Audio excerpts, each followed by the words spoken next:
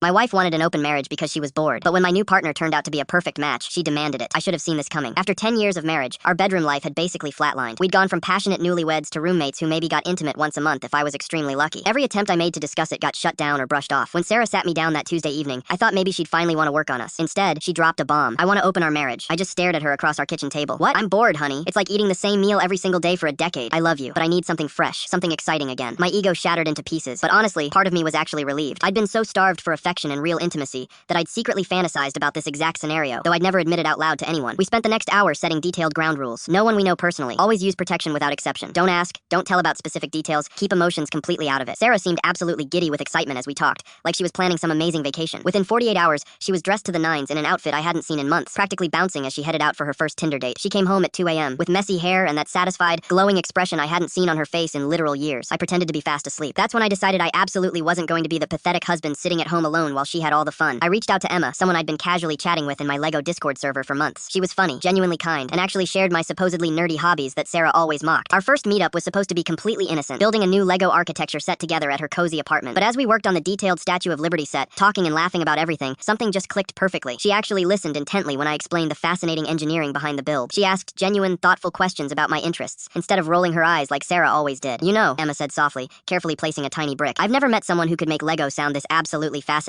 3 hours flew by like mere minutes. When she leaned against me to get a better angle on the intricate build, my heart raced like I was 16 again and experiencing my first crush. For the next 3 incredible months, my entire life transformed completely, while Sarah went on her twice-weekly dates with random strangers. I spent meaningful time with Emma. We build complex models together, watch classic movies, have actual deep conversations about our dreams, fears, and future aspirations. She remembered tiny details about my work stress, surprised me with my favorite coffee, and genuinely seemed to enjoy every moment of my company. The physical intimacy was absolutely incredible too, but it was so much more than just that. Emma made me feel genuinely wanted, truly appreciated, deeply valued as a person. These were feelings I'd completely forgotten I deserved to experience in a relationship. Then Emma asked the life-changing question, have you ever seriously thought about leaving your wife? I know the situation is incredibly complicated, but I'm falling hard for you, and I think you might be falling for me too. She was absolutely right. Somewhere between building our 15th intricate model together and her falling peacefully asleep on my shoulder during a late movie night, I'd realized what real, genuine partnership actually felt like for the first time. That night, Sarah cornered me in our kitchen. Her face was deadly serious, almost panicked looking. We need to talk immediately. I want to close the marriage. This whole open thing isn't working for me anymore. I sat down my coffee mug and looked at her completely calmly. Actually, Sarah, I want a divorce. The color instantly drained from her face. What? Why would you say that? I thought this arrangement was exactly what you wanted too, because Emma made me realize exactly what I've been missing all these years. She actually wants to spend quality time with me. She cares deeply about my interests, remembers everything I say, makes me feel like I actually matter. But I love you. Sarah's voice cracked desperately. Do you really? Or do you just love having me as your reliable safety net while you explore other options? The uncomfortable silence stretched endlessly between us. I've already talked to a lawyer about this. I continued steadily. I'm moving in with Emma next month. Sarah's been calling and texting nonstop ever since, desperately promising to change everything,